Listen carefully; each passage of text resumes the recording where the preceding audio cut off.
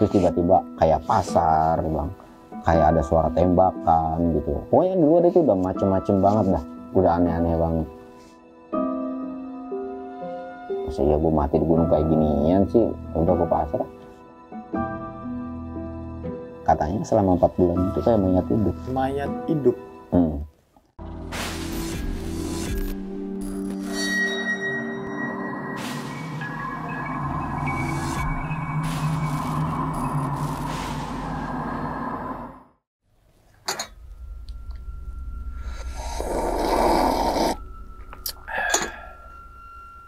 Assalamualaikum warahmatullahi wabarakatuh.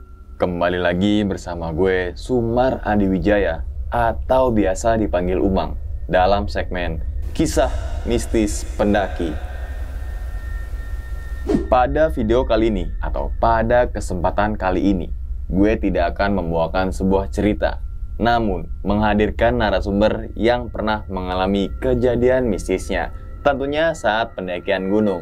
Di samping gue sudah ada Bang Samsul. Bang, gimana kabarnya Bang? Sehat alhamdulillah. Alhamdulillah. Dan terima kasih banyak nih Bang ya, sebelumnya udah jauh-jauh dari Jakarta Barat datang ke Jakarta Barat juga, perbatasan juga Bang. Perbatasan ya betul. Perbatasan Tangsel Bang ya. Tangsel apa ya? Gue juga lupa sih. Ya, Tangerang lah ya. Tangerang lah. Tangerang lah. Oke, gimana? Kabar tadi sehat Bang ya? Sehat alhamdulillah. Alhamdulillah, yang penting sehat itu Bang Sehat. ya.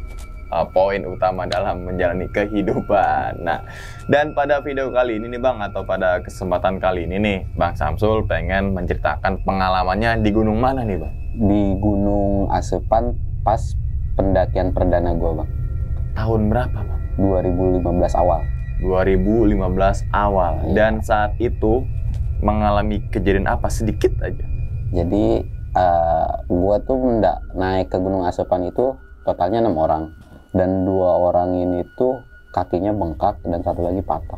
Patah. Dan tentunya ada lagi yang selain itu Bang ya? Ya banyak Ya, sih. pasti ada penyebabnya nih teman-teman semua. Oke, tanpa berlama-lama lagi kita langsung masuk aja ke dalam ceritanya. Ngopi horor segera dimulai.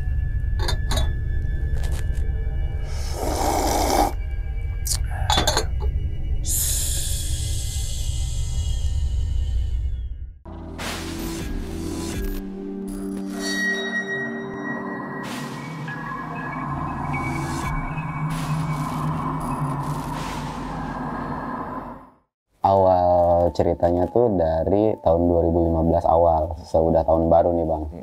Jadi pagi-pagi itu tanggal 1 gue scroll HP gitu kan, gabut. Nah kondisinya tuh pas tanggal 1 itu gue udah resign dari kerja, lagi pengangguran lah gitu kan. Wah lagi scroll HP, dapat SMS, telepon balik. Nah yang SMS ini saudara gue. Pas gue telepon dia langsung tiba-tiba tuh langsung ngeledek gua gara-gara jadi pengangguran dan lain-lain gitu kan. Nah terus dia ngajak gua tuh buat main ke rumah bibi gua yang ada di Pandeglang, kata dia tuh. Udah sini main katanya ke Pandeglang, ke rumah bibi kata dia, sekalian nanti gua mau ajakin lu naik gunung. Singkat cerita gua ngeiyain ajakan dia karena memang gua lagi jenuh juga kan, gak ada kegiatan. Jadinya ya udah gua tutup telepon, gua prepare langsung bang hari itu juga. Nah si Upi ini ternyata dapat informasinya dari nyokap gua, kenapa gua bisa nganggur gitu kan, makanya ditelepon. Nah sekitar jam 10-an gua langsung berangkat tuh bang ke Pandeglang ke rumah bibi gua. Perjalanan sekitar 6 jam lah kurang lebih naik mobil gitu kan ke Pandeglang, naik angkutan umum. Nah dan kondisinya pada hari itu pas udah sampai Pandeglang itu hujan bang. Gue sampai di Pandeglang itu sekitar jam 4 lebihan gitu kan. Gue sampai rumah bibi gue langsung ngetop, Assalamualaikum. Bibi gue keluar, oh kondisi gue lagi kehujanan tuh bang, udah masuk. Gue disuruh langsung mandi, nggak usah ngapa-ngapain dulu, mandi gitu kan. Udah selesai mandi, gue ngopi-ngopi tuh sama bibi gue. Cuman di rumah tuh gue celana celinguk bang, ini bocah kemana ya? Saudara gue nih yang tadi nyuruh gue kesini tuh. Pas udah gua tanya ke bibi gua, Bi, Upi mana? Oh dia lagi ke rumah temennya katanya mau ngomongin pendakian, nanti katanya disuruh nyusul aja. Nah pada hari itu tadinya gua mau nyusul juga bang, cuman ditahan sama bibi gua karena gua belum makan, kata dia kan kondisi juga masih hujan gitu. Nah pas udah maghrib tuh baru diizinin lah sekitar jam 7-an. Nah dikasih tahu nih sama bibi gua, nanti rumahnya ini ya, nggak jauh kata dia tuh, patokannya ini. Pada saat itu nggak ada Sherlock kayak gitu, nggak ada bang. Nah pas gue jalan tuh gue sempet nyasar ke kampung orang bang, jadinya. Jadi yang harusnya cuma 10 menit gue sampai ke rumah temennya saudara gue ini setengah jam karena nyasar ke kampung orang.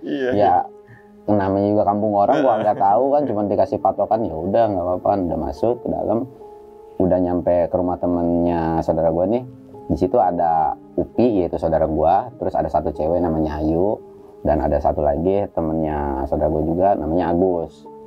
Pas masuk kita ngobrol-ngobrol, pertama ngobrol-ngobrol biasa aja sih, nggak ada bahasa apa-apa, sampai akhirnya kita ngomongin masalah pendakian. Saudara gue juga sebenarnya sempat kaget bang, karena gue orang yang kalau diajakin gunung tuh batu, nggak pernah mau, susah lah gitu kan. Lu yakin mau naik gunung? Iya, gue bilang yakin, yang penting alat-alat gue yang siapin ya. Iya deh kata dia kan gitu. Ya udah, terus diyakinin lagi tuh, lu yakin? Iya, gue bilang yakin. Nah terus si Ayu ini, temennya si Upi ini bilang yakinin juga, lu yakin bang mau ikut ngedaki? Katanya yang mau didaki ini tuh Gunung Asupan loh kata dia, kondisinya lagi hujan juga katanya kan. Iya yakin, tenang aja gue bilang, selama sama yang pengalaman mah gue masih aman dong harusnya kan gitu. Akhirnya dibahaslah apa aja yang harus dibawa gitu kan. Nah, dan diputusin juga yang jadi leader tuh Upi gitu kan. Nah udah ngobrol kayak gitu, udah bahas perlengkapan semua, tetek bengek. Si Agus ini ngomong, gue ngajak temen gue ya berdua, dia bilang. Oh ya udah nggak apa-apa, biar makin rame makin enak juga kan gitu kan pikirannya. Ya udah, cuman si Upi ini bilang yang penting nggak ada meeting atau ngasih tahu lagi ya, lu kasih tahu aja apa barang apa yang harus dibawa, dia bilang. Jadi nggak usah meeting lagi lah, makan banyak waktu, dia bilang gitu. Nah udah ngobrol kayak gitu, malam gue balik nih ke rumah bibi gue lagi berdua sama Upi. Nah sedangkan gue, si Upi ini ngobrol sama bibi gue, sedangkan gue tuh di kamar gitu nge-browsing bang. Ternyata pas gue browsing tuh minim banget gitu kan informasi tentang gunung itu. Dan akhirnya ya udahlah nggak apa-apa lah, aman, yang penting gue sama si Upi ini gitu kan. Singkat cerita, hari Sabtu itu kita mulai kumpul di rumah bibi gua nih bang. Kumpul di rumah bibi gua, yaitu ada Upi, ada gua, Ayu, Agus, sama temennya si Agus ini bang. Temennya si Agus ini ternyata si Ayu juga kenal gitu, Rijal sama Didi. Muka gelagat dua orang ini udah nggak enak banget bang. Maksudnya ya kalau misalkan ketemu orang ya masih baru gitu ya, biasanya nunduk atau gimana kan, malu-malu. Ini enggak, udah kayak tolak pinggang gitu kan, tampilannya udah songong banget nih bocah berdua gitu kan. Cuman ya mungkin udah wataknya atau sifatnya gitu kan, ya udah nggak apa-apa. Nah pas lagi kayak gitu, pas udah ngumpul nih, Upi saudara gue bilang, tolong cek coba, takut ada logistik yang kurang atau ada yang ketinggalan, cek aja dulu di sini mumpung masih dekat kan gitu.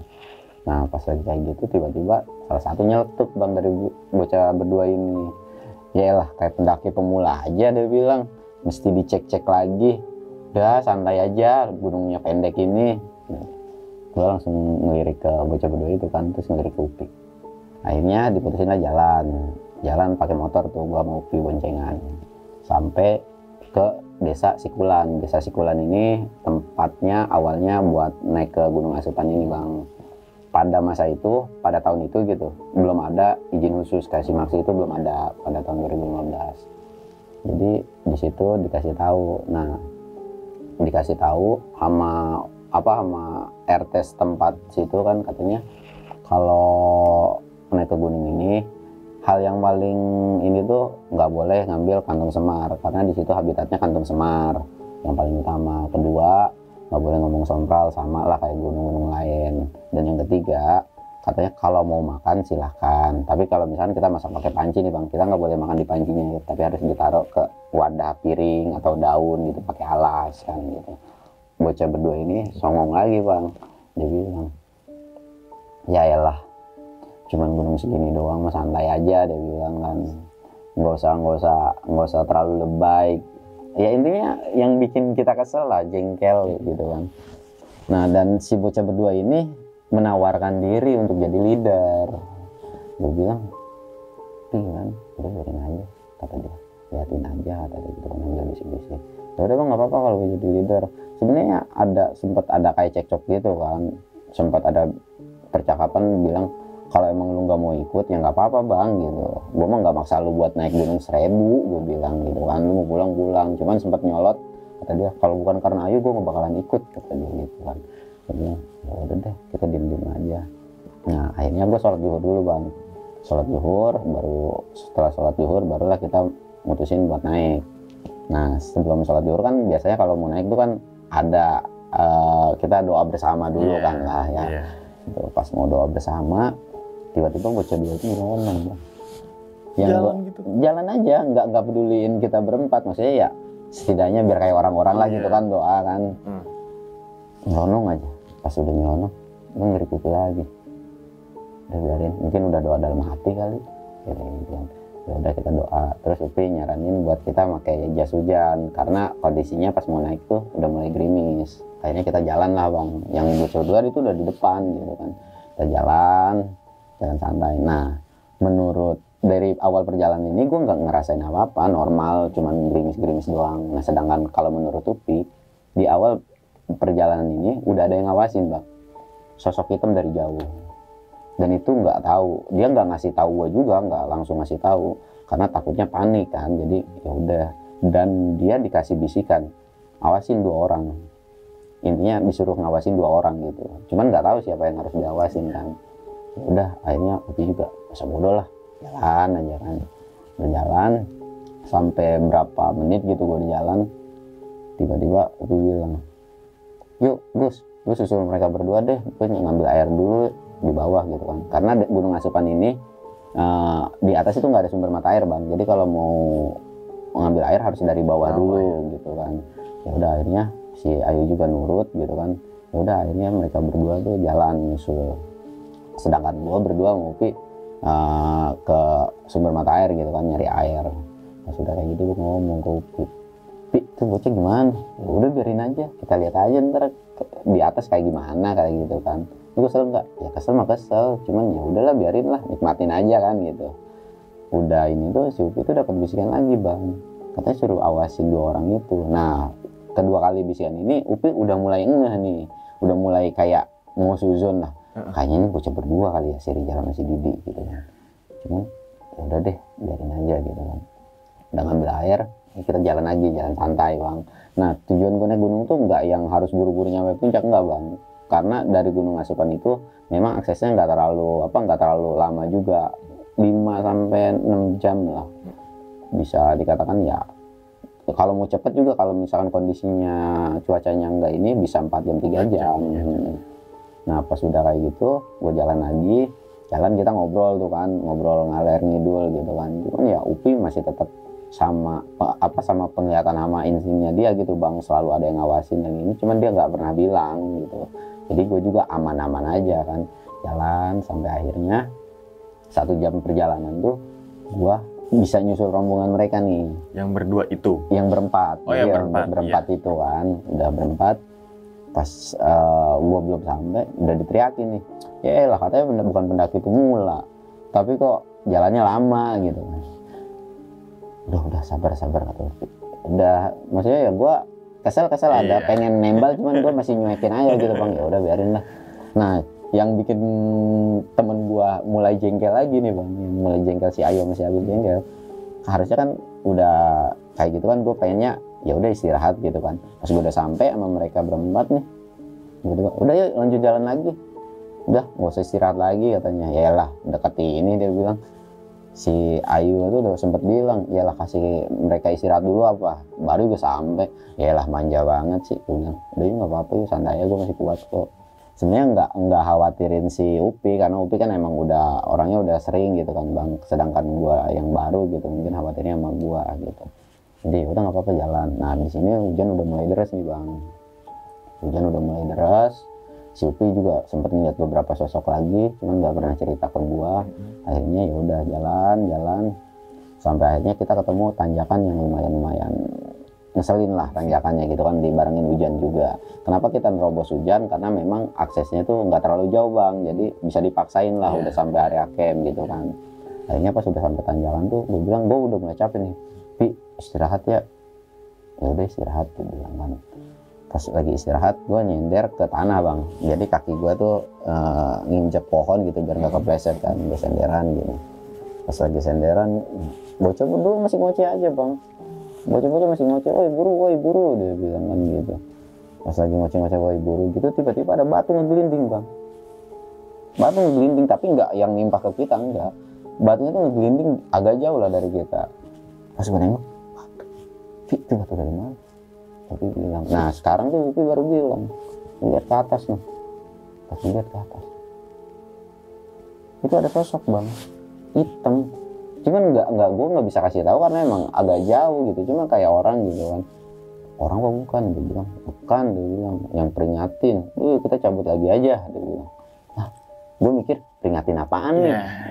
Gitu kan, gue belum tahu nih. Gitu kan. Sedangkan Upi udah kayak ngerti gitu kan. Ya udah pokoknya kita jalan aja. Ya udah, gue istirahat cuma 5 menit deh kalau nggak salah, nggak lama. Akhirnya kita jalan lagi tuh bang, jalan lagi.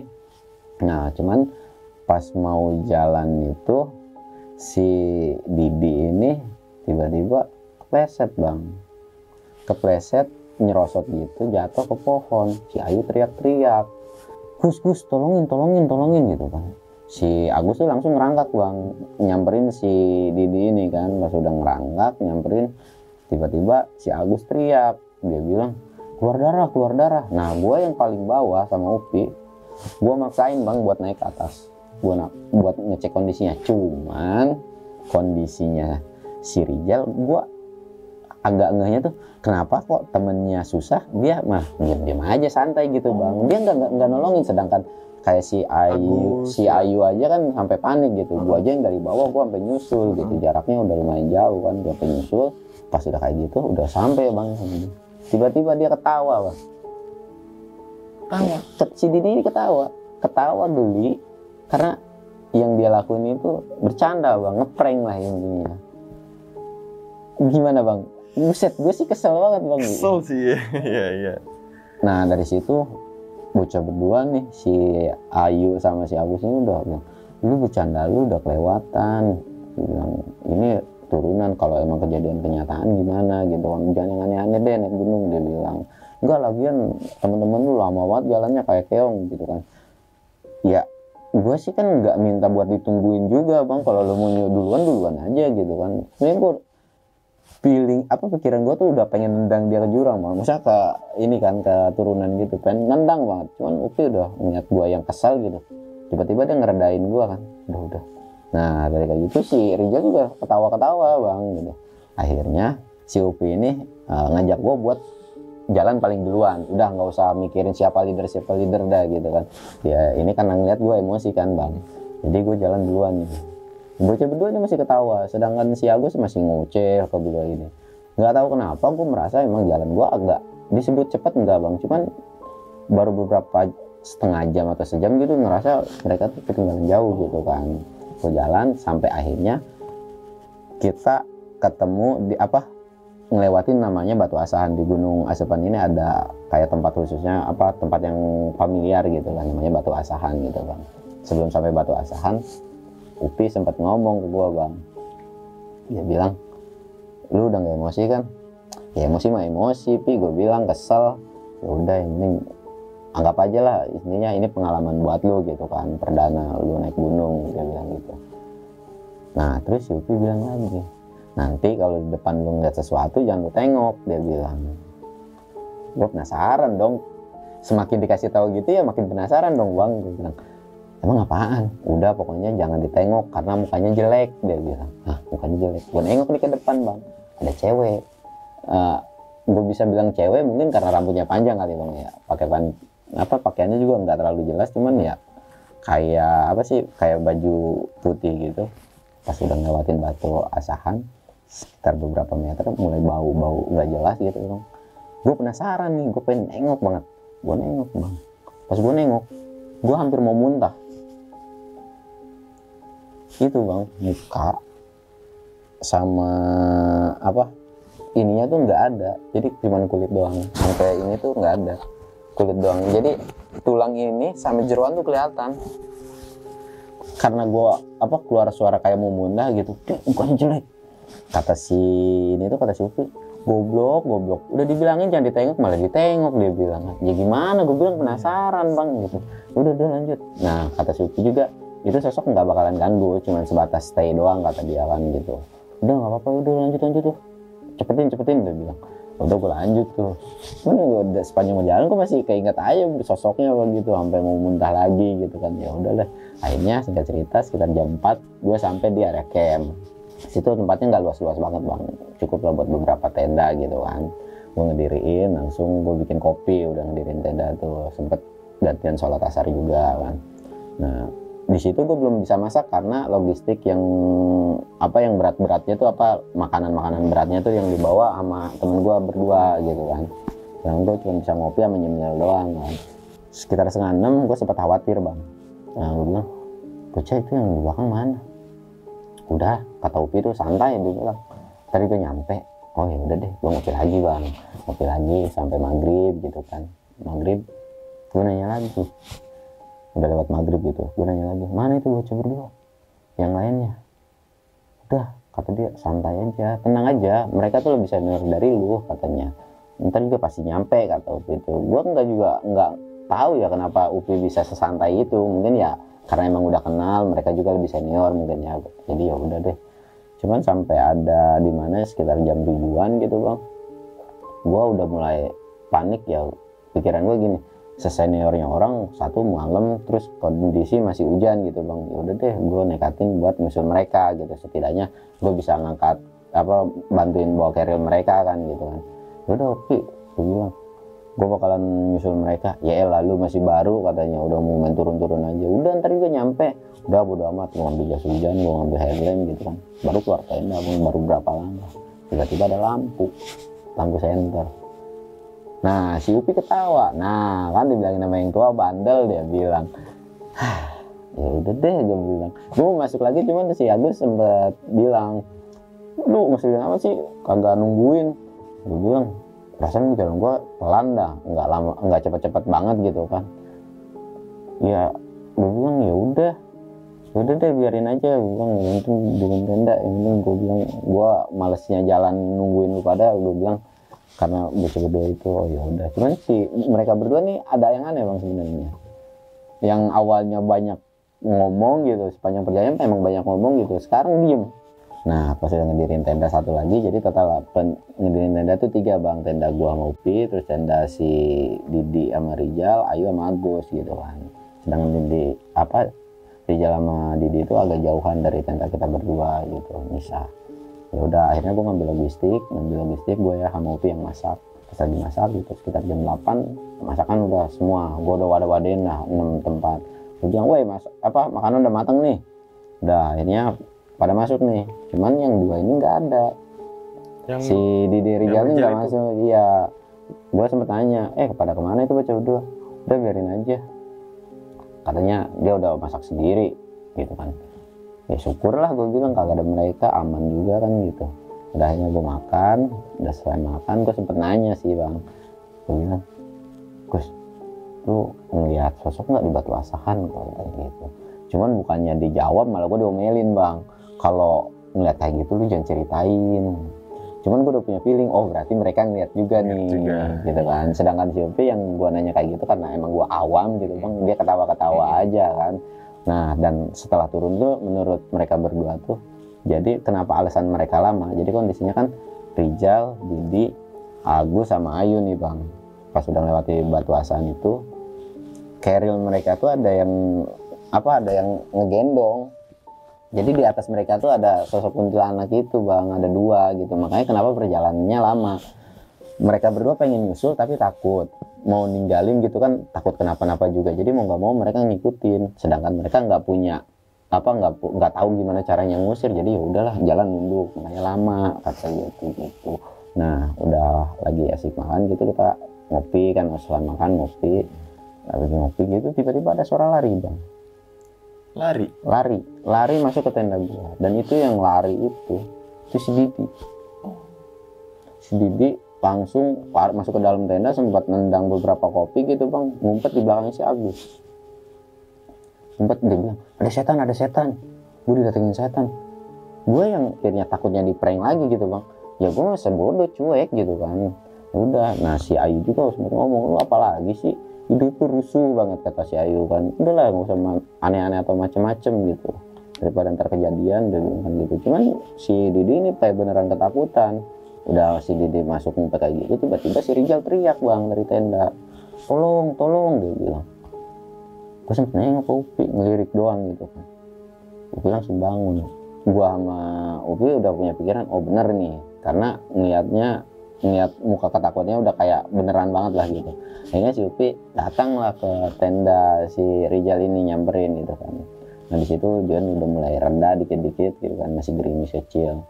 Pas nyamperin ke tenda nih bang, bukannya terima kasih tapi dimaki-maki. Gara-gara lu berdua kayaknya ya, gue disangka dituduh bawa jimat bang. Itu gara-gara disuruh bawa jimat gitu kan, maki. Si Upi pelongo bang, lah kenapa gue datang tiba-tiba diomelin gitu kan, pelongo kayak gitu. Karena suaranya kenceng, gue ikut nyamperin bang. Ya udah gue dateng dah ke tenda si Rijal ini. Pas gue dateng, itu makian ternyata diarahin ke gua. Ini si brengsek katanya nih yang bawa jimat. Ya gue maki-maki gitu ya, gue bingung lagi bang. Gue berdua apel-ngapel nggak tahu gitu kan, ya ngedengerin dia ngoceh lah. Cuman keselnya tuh tangan dia mulai ngepel nih bang, mau nampol muka gua. Cuman pas mau nampol ditangkis sama Upi, refleks gitu kan. Nah dari situ saudara gua Upi ini udah mulai naik hitam lah bang, udah mulai kesel. Dia bilang, lu dari awal udah disabarin, dia bilang, kenapa sekarang tiba-tiba mau nampol saudara gua, dia bilang gitu. Lu kalau nggak senang sama kita berdua, urusannya nanti aja di bawah gitu kan.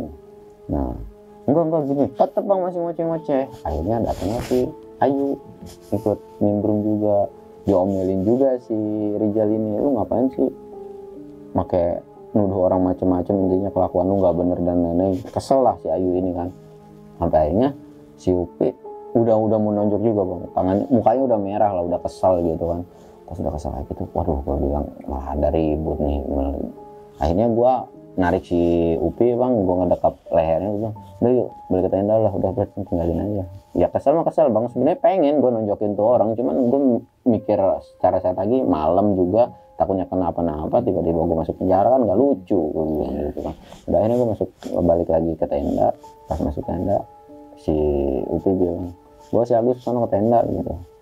Nah kenapa alasan si Upi nyuruh si Agus biar satu tenda tuh, biar kalau ada hal macem-macem setidaknya ada yang ngingetin gitu kan bang. Nah pas udah itu si Agus sama si Didi ini akhirnya keluar bang. Cuman sebelum keluar nih bang, si Didi ini sempat ngegrutu nada pelan, cuman masih kedengeran namanya. Dasar bocah brengsek. Upi udah mau kesel lagi bang, udah mau berdiri lagi. Udah sholat dah, udah sholat. Akhirnya sholat kan gitu, udah tutup tenda. Si Ayu juga masuk juga kan, udah sholat, selesai sholat. Nah menurut si Upi itu kenapa mereka diganggu, ternyata pas lagi masuk ke dalam tuh Upi sempet sangat celingkuh ke tenda si Rijal dan Didi. Mereka makan tanpa alas bang, jadi mereka masak udah ngelanggar lah intinya gitu kan. Ya memang sih hal sepele bang, cuman kan ada baiknya ngehargain kan gitu, aturan di situ ya. Dan yang dimakan itu ternyata bukan nasi, bukan mie bang. Yang menurut penglihatan itu belatung bang dimakan. Cuman Upi nggak bilang, Upi nggak ngasih tahu gua, ngasih taunya pas sudah turun gitu bang. Ya udah balik ke tenda, Upi udah punya pikiran jelek dari situ. Wah, bocah udah nggak beres nih. Sebenarnya ada pikiran Upi juga buat turun besok gitu kan. Cuman ya udahlah, selama masih normal dan mereka nggak kenapa-napa dan yang lain juga masih sebatas cuma ditampakin doang, jadi masih nggak terlalu ini. Ya udah akhirnya karena kecapean juga, karena fisik juga gitu kan bang ya, dan nggak bisa bikin perhatian tuh karena kondisi kan basah gitu, jadi nggak bisa sempat nyari kayu bakar.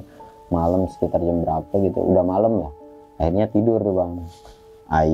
Gua posisinya tuh dekat pintu tenda, terus di sini Upi, terus sebelahnya tuh Ayu. Nah mereka berdua udah pulas bang tidur, sedangkan gua nggak bisa tidur gitu. ngantuk mah ngantuk, cuman mata susah dimeremin gitu kan. Pas gue lagi mau nyoba tidur, gue ngedenger suara kayak digusur bang, kaki digusur gitu, jalannya tuh kayak di kosrek gitu, jadi iya gitu. Aduh, apaan ya, masa mereka bertiga sih? Pikiran gue masih normal, masih ke tenda sebelah gitu kan. Cuman makin lama makin sini tuh suara berhenti, dan berhentinya suara itu disusul sama nangis. Suara nangisnya sedih banget gitu. Dalam pikiran gue, wah ini sih udah bukan manusia, dalam pikiran gue udah setan kan gitu kan. Nah suara itu sambil nangis tapi sambil jalan lagi bang, sambil jalan lagi gitu kan. Cuman makin lama makin jauh, nggak dekat tenda gue gitu, makin jauh. Karena gue nggak bisa tidur, ya gue penasaran bang gitu. Gue ngeberanin diri akhirnya buka tenda sedikit bang. Dan ternyata itu kayak sosok yang ada di batu asahan itu. Yang abang lihat itu ya? Iya, yang ada di batu asahan itu. Cewek itu. Nah, dan sedangkan dia lagi nangisnya sekarang pindah di tempat tendanya si Rijal ini. Nah, mungkin dalam hati gue seneng bang. Ya gue takut sama setannya, tapi gue seneng. Mampus gitu bilang, kena karmanya kan gitu kan. Cuman nggak tahu kenapa lagi asik-asik merhatiin kayak gitu kan, tiba-tiba sosok itu nengok ke gua. Nengok. Gua tutup lagi bang, cuman nggak tutup yang kalau tadi kan agak gede. Cuman sekarang gua agak kecil gitu, gua sempet gitu. Pas gua liatin lagi, tiba-tiba sosok itu terbang. Gua nggak tahu tuh terbangnya kemana kan. Udah gua tutup lagi, gua mau tidur, gua ngerebah lagi. Cuman sebelum gua ngerebah, gua sempet nengok ke arah kaki si Ayu, nggak tahu kenapa. Kan kalau mau ngerebah tiba-tiba nengok gitu kan. Itu sosoknya ada lagi duduk di si Ayu. Dalam tenda bang. Gue langsung refleks kaget, astagfirullahaladzim. Si Upi kebangun.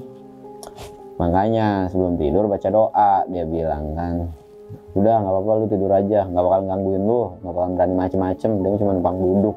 Dalam hati gue, wah brengsek si Upi, gue bilang kan gitu. Udah akhirnya gue mau ya, karena dia juga ngerasa aman gitu, dia juga tahu, ya udah deh gue tidur bang. Akhirnya mau nggak mau dipaksain, akhirnya gue bisa tidur bang. Ini bukan menurut gue bang ya, menurut Upi pas mereka lagi tidur ternyata Upi nggak tidur bang.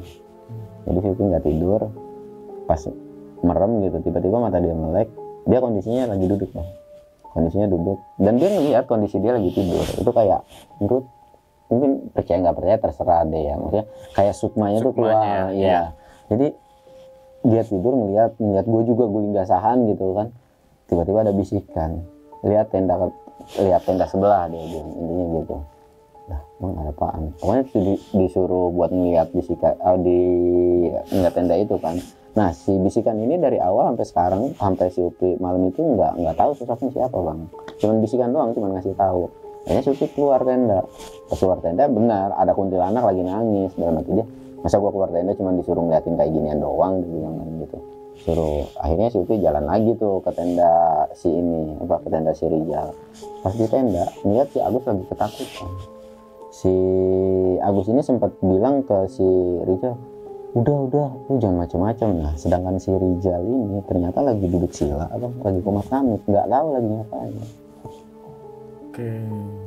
Nah sedangkan si Agus ini udah nyaranin, lu jangan macem-macem, jangan aneh-aneh, ini udah ada gangguan gak jelas gitu kan. Sedangkan si Didi ini tidur, gua nggak tahu tidur benar atau enggak, cuma katanya tidur gitu. Nah si Agus sempat mau lari ke tenda gua nih bang, pas buat tenda ternyata kuntilanaknya udah ada di depan. Dari situ si Upi dapat bisikan lagi, kalau misalkan kenapa-napa sama temen lu, intinya gitu bang, lu jangan penasaran, karena ini akibat kelakuan mereka sendiri. Udah biarin aja, biar mereka dapat akibatnya gitu. Yang penting poinnya tuh dia ngasih tahu kenapa alasannya lu diganggu, lu dapat masalah gitu kan.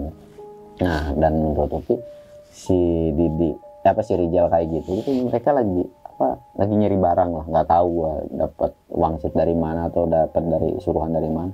Mereka nyari barang di situ bang, pusaka di situ lah. Gitu kan. Nah pas si Upi keluar gitu kan, ya udah tahu juga kan, ya udah dia balik lagi ke tenda. Cuman sebelum balik ke tenda, karena kuntilanak ada di situ, seperti iseng masih ya ngeliat juga bang gua yang ngintip di tenda gitu kan, tapi gua emang nggak bisa ngeliat dia. Nah pas udah sampai tenda dia mau balik tidur lagi kan, Upi sengaja pengen nyoba, kata dia. Bener nggak apa yang terjadi? Ngambil batu, kecil dilemparin ke Kunti itu. Makanya Kunti itu nengok ke gua, Bang. Alasannya kenapa nengok itu, setelah gua tahu sih gua kesel sama dia, Bang. Gua bilang, wah jadinya kata gua berlebihan sih gitu kan. Sebenarnya dia pengen ngejalin lebih, cuman katanya ada bisikan lagi, cepetan masuk ke raga lu, katanya takut ada yang ini, takut ada yang masuk gitu kan. Nah cuman sebelum masuk itu, Bang, dia kan mau masuk ke tenda, kebetulan itu kan terbang, Bang. Masuk ke tenda, dia si Upi ini ngeh. Nah pas ngelihat dari belakang kuntilanak itu ternyata ada sosok raksasa buta gitu. Buta? Iya. Ya, aku bayangin sih. Iya. Nah, mungkin yang mau masuk itu kata menurut pikiring Upi, mungkin ini. Udah dia buru-buru masuk tuh, Bang. Udah masuk lagi ke raga dia, makanya dia sempat sadar juga kan pas gue bilang ada kuntilanak di dalam tenda tuh. Akhirnya singkat cerita sekitar jam 5 gue bangun, Bang. Sebenarnya sebelum gue bangun tuh Upi sempat masuk ke tenda mereka berdua, Bang. Jadi sempat diperingatin, lu kalau mau naik aja, jangan ngelakuin hal aneh gitu. Udah diomongin secara baik-baik lah sama Upi ini, biarpun malamnya kesel gitu, Bang, ya. Lu jangan aneh-aneh, takutnya kenapa-apa. Nah cuman bocah berdua ini kekeh, Bang. Udah lu gak usah ikut campur deh, dia bilang. Ini urusan gua gitu. Oh ya udah, yang penting gue udah ngasih tahu ya, gue udah ada yang meringatin, gue dikasih tahu juga, gue tahu kelakuannya juga atau gitu. Ya udah, akhirnya dibangunin gue. Sebenarnya gue nolak, Bang, buat naik ke puncak tuh karena cuaca dingin gitu kan, males. Gue bilang nggak usah lah, gue bilang ngapain sih puncak, cuman dipaksa karena gue pertama kali ya. Kata dia udah naik aja ke puncak, udah mau akhirnya gue mau ke puncak tuh. Setelah itu kita sarapan sholat gitu kan. Akhirnya kita naik tuh, Bang. Nah yang naik ini ternyata gua doang berempat, gua, Upi, Agus sama Ayu.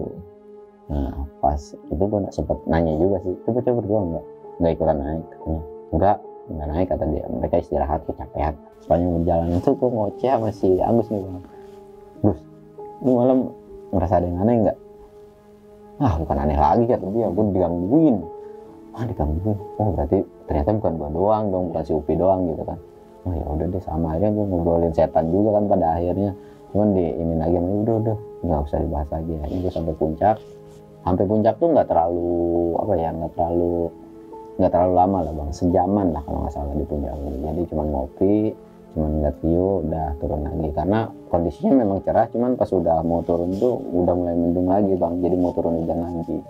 Nah pas udah turun sampai pertengahan, panjang perjalanan ini gue sempat dikasih tahu yang namanya tanaman kantung semar sama Upi gitu. Dikasih tahu nih bentuknya kantung semar tuh kayak gini, dia bilang kayak gini. Ya udah deh, cuma sebatas tahu doang kan. Ya udah, akhirnya kita turun lagi, baru pertengahan dari puncak sama mau ke tenda tuh, Bang, kita kepapasan sama si Didi sama si Rijal. Dia mau naik?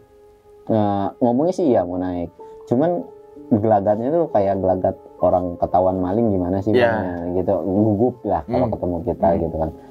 Sempat ditanya, lu pada kemana? Baru gue menyusulin, kata dia, sambil gelagapan gitu kan. Dia kira apa sih, mereka berdua kira itu kita masih lama, makanya gue menyusulin, katanya gabut lah gitu kan. Enggak kok, kita udah mau turun, bilang udah mau hujan lagi juga. Udah dikata gua sama yang lain juga kalau mau naik ya nggak apa-apa, silahkan mau ke puncak gitu, cuman jangan lama-lama. Cuman mereka nggak jadi, lu semua pada turun, ya udah kita turun juga. Bocah berdua tuh ngedadak jadi ramah, maksudnya nggak yang ngegas kayak kemarin-kemarin gitu, Bang. Cuman ada yang aneh tuh, mereka berdua, kita kan turun nih, Bang, harusnya mereka duluan dong gitu kan, tapi mereka minta buat belakangan. Ntar aja gue nyusul ya, udah lu aja berempat gitu yang duluan gitu. Ya gue nggak punya pikiran macem-macem, ya udah nggak apa-apa dah. Sedangkan Upi ini dia punya feeling, Bang, bocah udah aneh-aneh, udah, tapi nggak ngomong ke kita semua. Ya udah kita turun tuh berempat, sedangkan mereka di belakang nggak tahu ngapain kan. Sudah sampai turun, sudah saya sebenarnya sempat bilang, Bang, gue udah nggak ngerasa nyaman kalau di gunung ini, udah kita sebisa mungkin buru-buru lah beres-beres, buru-buru turun juga gitu kan. Lalu akhirnya kita packing beres-beres, setelah semua udah selesai gitu, sama si Didi juga udah siap mau turun gitu, Bang. Hujan mendadak gede, Bang, dan sekarang bukan cuma gede, Bang, kabutnya putih, Bang, pekat, Bang, 1 meter 2 meter lah jarak pandang gitu.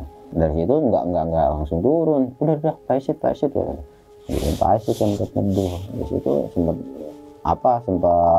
rundingan juga gimana nih, mau turun apa gimana. Cuman banyak dari kita tuh bilang sudah kita stay aja dulu gitu, nunggu hujannya. Sebenarnya bukan karena hujan juga, tapi karena kabut juga kan gitu kan bang. Nah sedangkan mereka berdua nih punya pikiran lain bang. Kalau kita pengen neduh gitu, kalau mereka pengen turun, lanjutin, maksain gitu kan. Sempet di ocehin sama si Agi juga, ngapain lu pada turun, kita naik berenam, turun berenam lah, daripada lu kenapa-napa. Udah nggak apa-apa, percaya, kata dia. Pikiran si Ayu ini tuh kenapa gitu, kenapa lu harus buru-buru. Cuman mereka alasan ada urusan gitu kan. Ya tetap mereka masih neduh gitu. Mereka ngasih tempo itu 1 jam bang. 1 jam kalau nggak berhenti gue bakalan terus nerabas, dia bilang kan gitu. Nah sedangkan si Upi bilang udah kita diriin tenda. Ya udah sebelum diriin tenda tuh ya udah pokoknya 1 jam ya. Kalau 1 jam gue bakalan terus ditungguin. Gue sempet ngeliat sekelebatan bang. Dari kabut itu gue sempet ngeliat sekelebatan, nggak jelas lah pokoknya kayak cepat aja gitu. Gue sempet ngeliat ke Upi juga kayak ngeliat juga gitu. Oh ya udah berarti gue juga ngeliat, dia juga ngeliat gitu kan, bukan gue sendiri. Udah kayak gitu udah 1 jam udah dilewati nih bang. Hujan masih terus gede dan kabut masih terus makin tebal gitu kan. Ya udah kita diriin 1 tenda. Sedangkan pas mau ngedirin 1 tenda ini, bocah berdua lagi-lagi jalan duluan. Itu udah ditahan, udah diteriak-teriak, mereka terus jalan.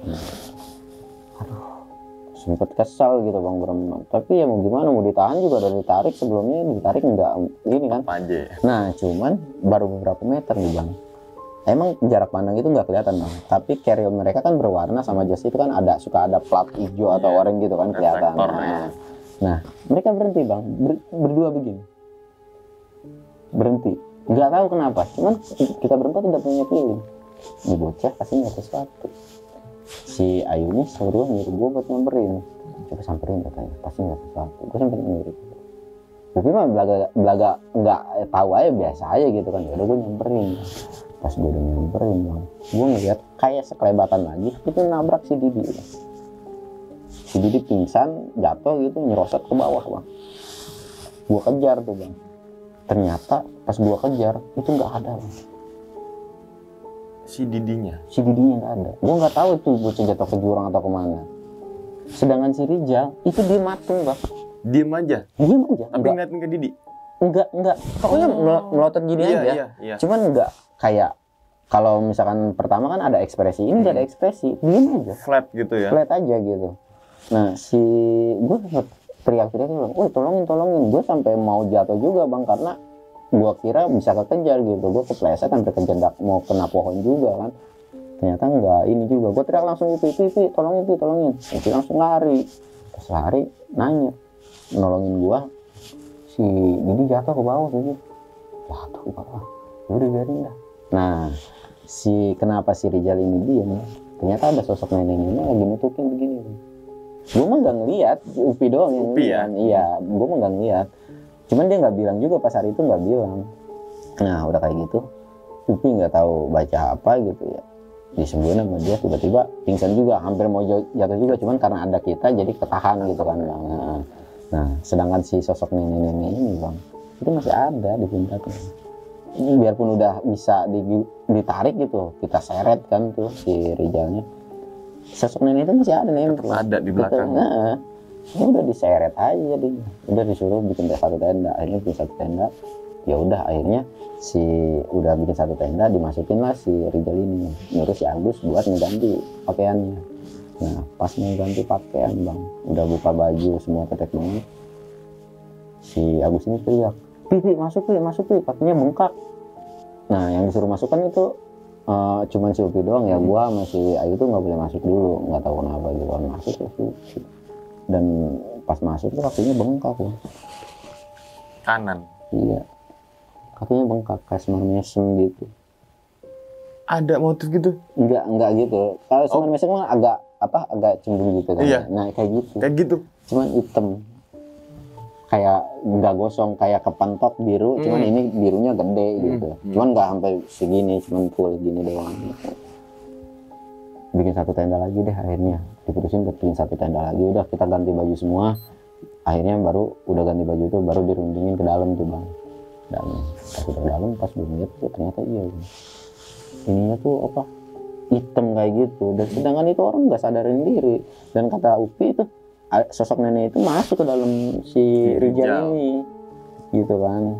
Akhirnya dirundingin lah, ini gimana, yang si Ayu udah menangis, gue juga panik. Masa gue yang bikin paniknya tuh perdana gue naik jadinya kayak gini gitu bang. Gue kesal juga kan. Nah akhirnya diputusin lah, udah lu berdua jagain nih bocah berdua, jagain si Rijal ini, sedangkan gua sama si ini sama gua gitu bang, sama Upi mau nyari si Didi yang ke bawah. Karena kan kondisinya masih ada satu yang harus ditolongin, jadi ini urusan nanti lah gimana, yang penting dia udah di dalam tenda kan gitu kan.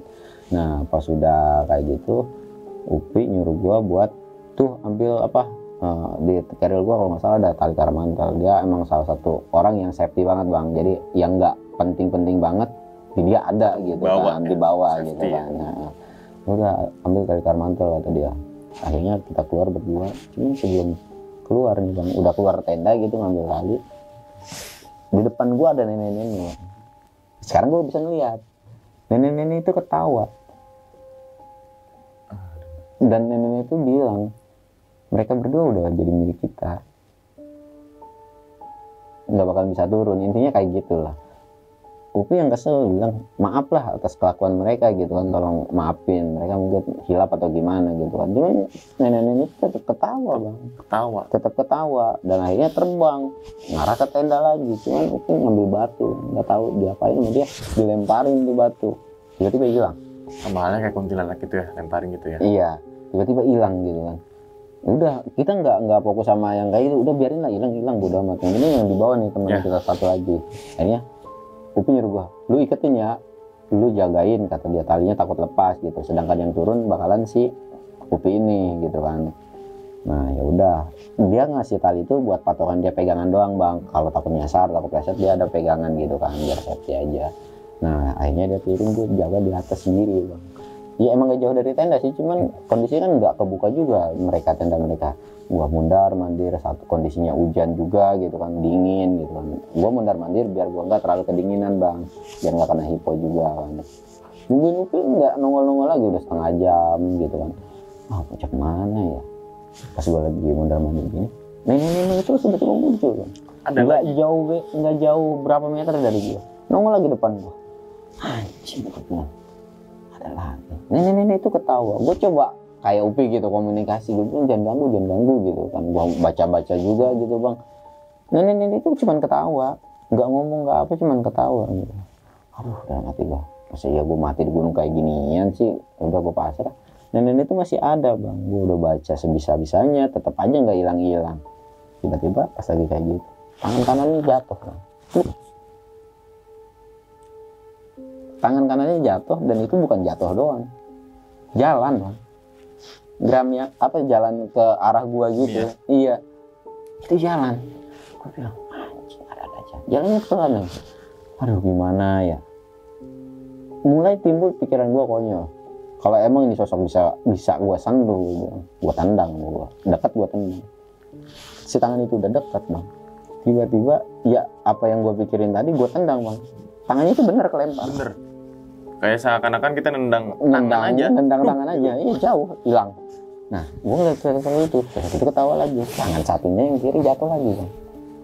Sama lagi, gue lakuin tendang lagi, dan sosok itu pas udah gue tendang, dia ketawa kan.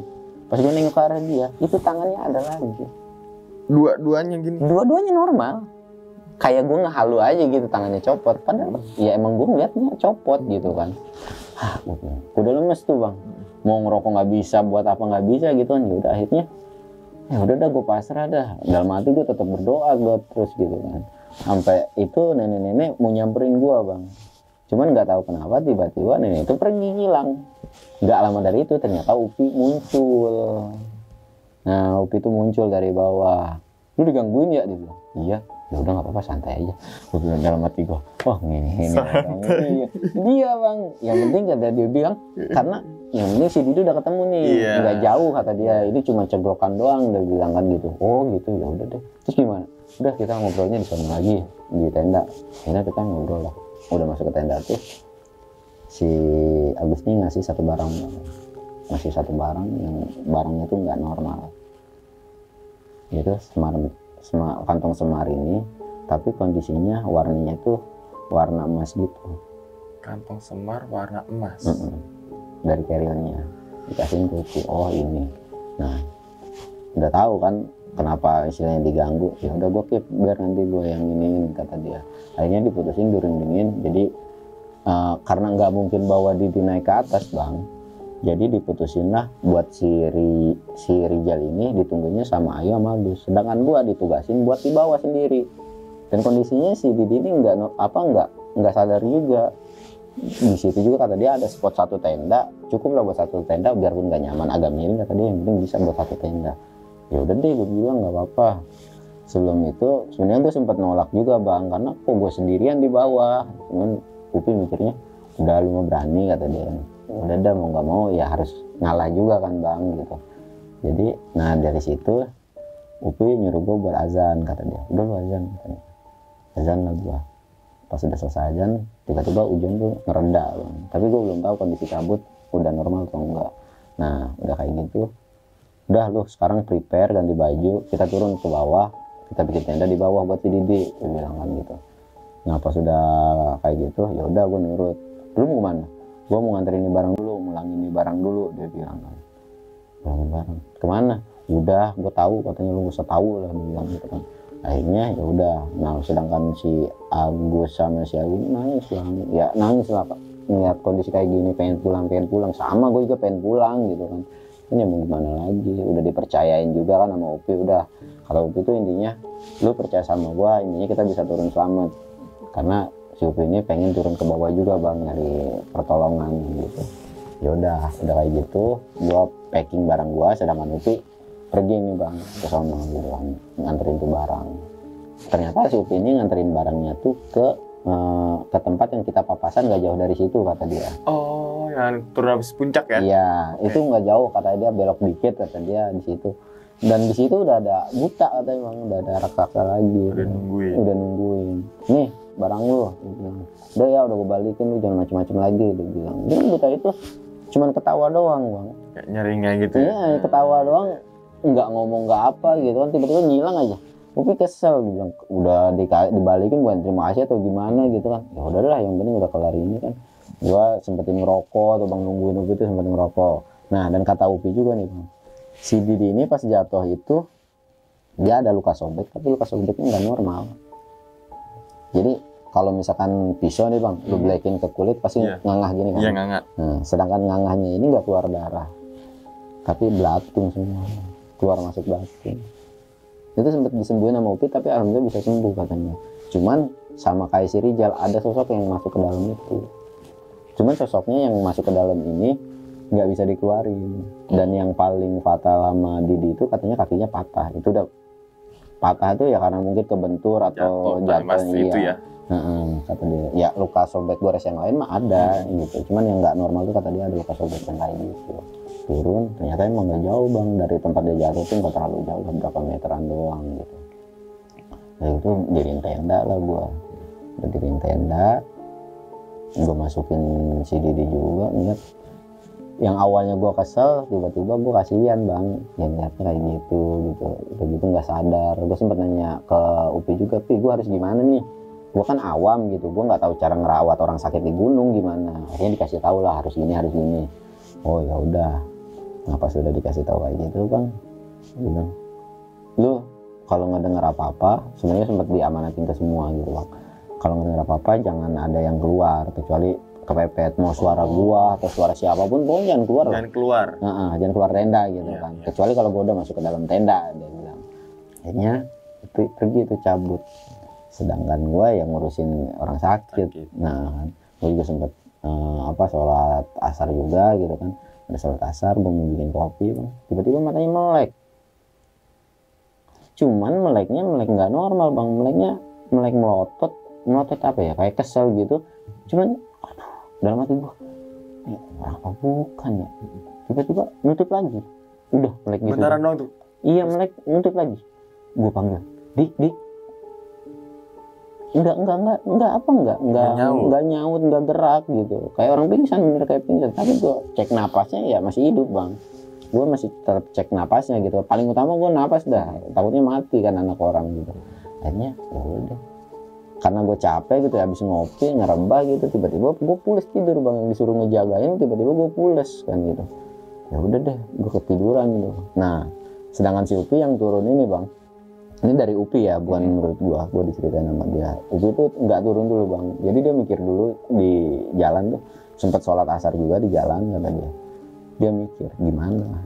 Pas udah selesai sholat asar, ada bisikan lagi bang, bisikan itu lu selesain sekarang, disuruh selesain, cuman nggak tahu dinyelesain kan harus kayak gimana. Tiba-tiba Upi duduk sila kata dia, gue coba kayak mau tidur mungkin ya, atau ngelepas capek gitu.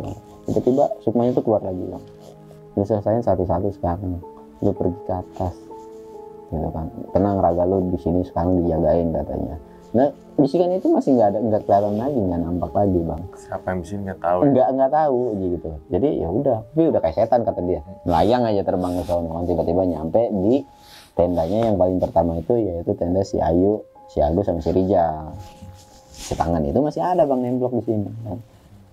Sekarang tangan itu masih bisa diugat-ugat sama si Upi. Kalau pertama nggak bisa, sekarang bisa diugat, itu kan keras. Aduh bingung, dia udah baca-baca juga katanya, tetap nggak bisa ngelihat kondisi si Ayu si Agus udah nangis. Dia nangis ngomong ngoceh-ngocehnya tuh katanya, lu kenapa sih ngelakuin kayak gini gitu, sampai macem-macem gitu kayak gini, naik aja gitu. Udah nangis bang, kondisi ya udah putus asa lah anak-anak gitu. Gue juga udah putus asa gitu. Cuman nggak tahu kenapa katanya ada cahaya putih masuk ke dalam tubuhnya si Rijal ini. Tiba-tiba tangannya itu ditarik sama Upi, lepas kabur. Dan sosok yang masuk di dalam si Rijal ini juga ikut keluar juga.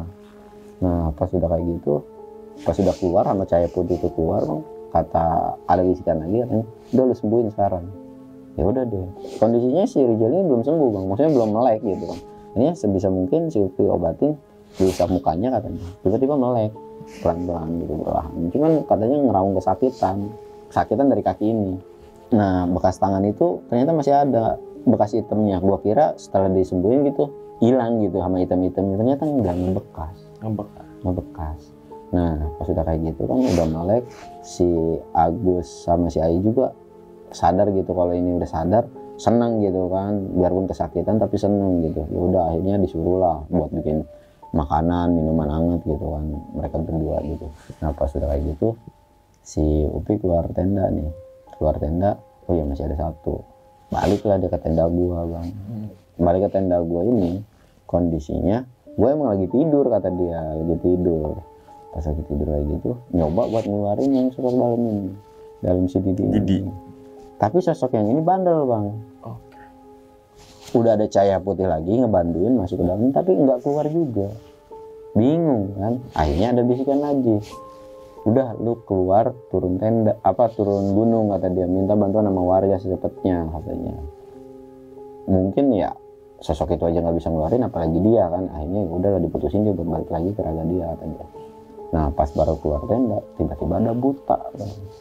Dia tuh ketawa, ini bocah udah jadi milik gua, lu nggak bakalan bisa nyelamatin dia gitu kan. Akhirnya ya Upi coba komunikasi gitu kan, minta maaf sama apa yang terjadi gitu.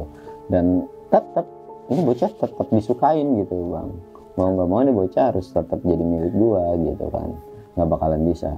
Nah sampai akhirnya Upi punya pikiran saklek bang, udah gini deh katanya, intinya tuh bang, ini bocah selamatin, sisanya lu boleh ngambil gua, tapi dengan catatan gua harus pastiin mereka selamat, ntar baru gua balik lagi ke gunung ini gitu kan.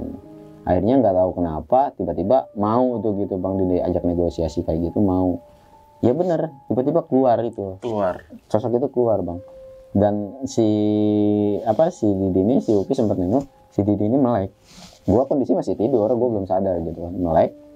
Akhirnya ya udah deh, si Upi balik lagi ke raganya. Dia sempat mikir kan, udah masuk raganya lagi, dia sempat mikir siapa yang bisikin gua, dan gua nanti gimana ya buat nepatin janjinya. Pikiran itu ya udahlah gimana, nanti aja kan gitu. Akhirnya tapi turun tuh bang ke bawah, dan turun itu yang harusnya bisa sejam, 2 jam, 3 jam gitu, dia cuma 10 menit nyampe ke bawah, padahal udah masuk ke raga lagi. udah nyampe, akhirnya diceritain lo panjang lebar. Nah sedangkan gua nih bang, kondisinya sekitar jam apa ya, lewat maghrib lah, gua bangun tidur.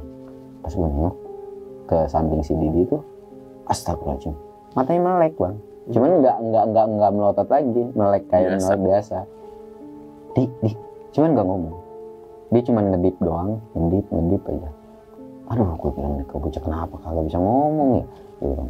Nah, gue ngomong berapa kali pun nih bocah nggak ngomong-ngomong gitu. Akhirnya gue putusin buat dia tuh, kalau lu beneran Didi, gue bilang lu ngedip 2 kali ya. Karena pikiran gue takut setan bang, bener. Tiba-tiba jadi setan kan nggak lucu. Nah, iya dia ngedipin 2 kali. Oh iya bener. Yaudah lu sabar ya, gue bikin masakan dulu, gue sholat dulu. Kalau emang ini lu ngedip 2 kali.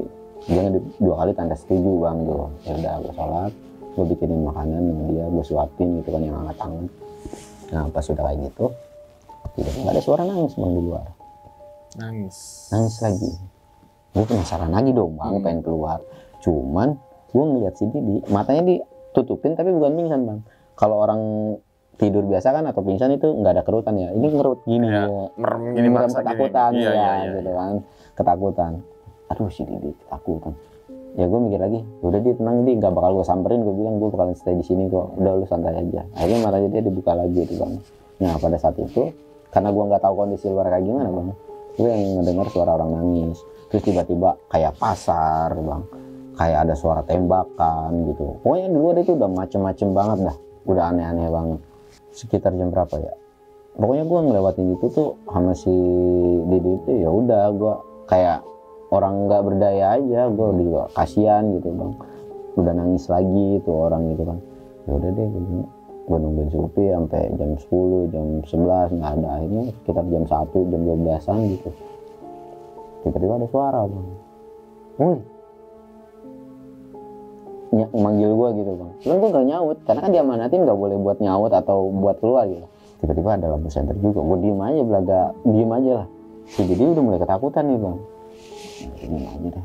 Pas tiba-tiba gue seret, goblok dia bilang, bukannya tembalin. Nah kan lu yang bilang, lu yang amanatin jangan buat keluar atau sampai bener-bener ngeliat sosoknya kan. Oh iya lupa, ya udah deh, lu keluar deh. Ternyata si Upi. Oh. Ternyata si Upi gitu, sama beberapa warga ini. Nah, dan beberapa warga ini menurut Upi itu bang, kan di bawah itu sempat dijelasin ya bang. Dan bawa sesepuh juga di bawah. Upi sempat ngeh ketika sesepuh itu ngomong pakai suara dia. Dan ternyata suaranya mirip kayak yang dibisikkan dia. Upi nggak sempat, bapak yang bisikin saya, enggak. Cuman sempat kayak senyum doang gitu, ngasih isyarat doang gitu. Oh ini. Ya udah Upi juga gak banyak tanya gitu kan. Ya udah akhirnya ya udahlah naik gitu kan. Gue disuruh keluar nih bang, disuruh keluar, sedangkan si Didi ini disembuhin sama sesepuh itu. Katanya masih ada sosok yang nempel katanya kan. Nah sedangkan sebelum ke tenda gue ini kenapa lama, jadi mereka ke atas dulu, nyelamatin yang atas dulu katanya. Nah pas gue keluar ngobrol gitu, ngopi-ngopi ngerokok, tiba-tiba si Didi teriak bang. Yang tadinya nggak bisa ngomong tiba-tiba teriak, dia bilang kayak kesakitan gitu kan. Gue bilang, Pi, perasaan tadi sama gue kan nggak ini deh, nggak ngomong gitu. Kata dia, oh tadi nyawanya belum kumpul, dia bilang masih ada yang nempel. Oh gitu. Doanya gue bilang nggak jadi yang aneh-aneh kan. Gue bilang kalau jadi aneh-aneh gue ngibrit pasti gitu kan, pasti ngibrit kan gitu kan. Ya udah deh, gitu. Alhamdulillah kan. Cuman pas ditahan dulu matanya tuh bergelinang air mata bang. Gue sempet kasihan juga ya, yang awalnya gue kesel ya, pas pada hari itu gue bener kasihan sih ngeliatnya. Cuman ya alhamdulillah gue, Upi dan Ayu Agus tuh nggak kenapa-napa, cuman mental doang bang, mental doang kena gitu kan. Nah akhirnya turun lah, sampai turun sesepuh itu sempat bilang bang, nggak bilang ke gue, nggak bilang ke yang lain, tapi bilang ke si Upi ini. Dia bilang temen lu yang satunya, yang si Rijal ini, lukanya bakalan sembuh. Sekalipun sembuh bakalan berbekas, tergantung dari perilaku dia bilang gitu. Akuin apa yang udah dilakuin, minta maaf, udah minta maaf katanya. Janji nggak bakal ngelakuin kayak gitu lagi, baru bisa sembuh gitu kan. Dan tolong bilangin ke keluarganya, jelasin kenapa bisa dapat luka kayak gini. Karena kan secara lu kalau dijelasin bang, lu dapat luka ini dari mana? Kok dari jin? Kan nggak masuk akal bang. Kadang kan orang nggak percaya juga kalau nggak ngalamin gitu kan. Ya udah, akhirnya Upi juga sempat mikir kan, dan soal si Didi ini dia bilang, kalau Didi gimana? Kalau Didi udah normal lah, paling ya patah kaki doang kata dia. Ke dokter juga udah ini. Itu tinggal urusan lu sama si buta itu, kan lu udah bikin perjanjian kata sesepuh ini. Oh gitu, ya udah deh gampang dia bilang kan gitu. Nah si Rijal ini bang katanya selama 4 bulan itu kayak mayat hidup. Mayat hidup. Matanya melek. Nah, buat gerak juga bisa sih kalau pakai tongkat gitu kan. Cuman ya nggak bisa ngapa-ngapain. Kakinya tetap sakit selama 4 bulan itu. Sampai akhirnya dia mau ngakuin dan ya mau berubah gitu dari kelakuannya, ya bisa. Dia sembuh. Baru sembuh. Dan bekas.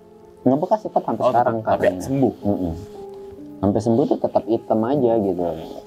Upi juga sempat bilang ke keluarganya si Rijal, bang, diceritain, dijelasin gitu kan. Cuman ya awal-awal nggak ada yang percaya, sampai akhirnya mereka percaya karena nggak ada yang bisa nyembuhin gitu kan. Nah sedangkan si Didi ya yang ngebekasnya itu bang, kakinya pincang. Gara-gara patah itu kakinya tetap pincang gitu. Jadi kayak gitulah, genjet gitu kan. Sebelahnya gitu ya. Ya gue sih ngerasa kasihan sih. Dari itu emang gue nggak ada komunikasi sama mereka lagi kan, kecuali sama Ayu sama Agus gue masih ada gitu. Kalau sama mereka udah nggak ada. 1 bulan dari itu juga gue udah nggak cari tahu lagi mereka gitu. Cuman dapat kabar aja dari Ayu sama Agus. Udah membaik kan? Udah membaik. Nah sedangkan Upi tetap nempatin janjinya bang. Dia tetap naik lagi ke gunung itu, tapi dengan mamang gue gitu, berdua. Cuman ya udahlah, cerita itu biar dia sendiri sama keluarga yang tahu gitu. Betul. Gitu. Keluarga sih pada tahu gua diceritain juga, cuman ya udah biarin. Yang penting Upi selamat gitu kan, terbawa. Semuanya juga bang ya. Udah sih gitu doang sih bang paling.